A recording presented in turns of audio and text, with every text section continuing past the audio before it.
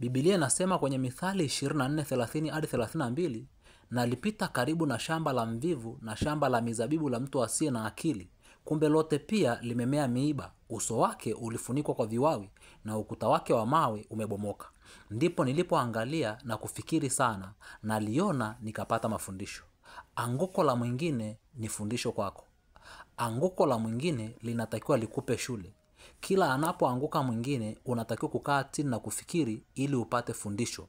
Biashara ya mwingine inapoanguka, tafakari kwa nini na upate fundisho. Utumishi wa mwingine unapoanguka, tafakari na upate fundisho. Ndoa ya mwingine inapovunjika, kaa chini, jifunze kwa nini, upate fundisho. Usisubiri kujifunza kutokana na makosa, tumia makosa ya wengine kujifunza leo na kupata fundisho. Kufurahia anguko la mwingine ni ushetani. Kufurahia anguko la mwingine ni kujiandaa kuanguka kesho. Tumia makosa ya wengine kuwa funzo kwako ili na usianguke.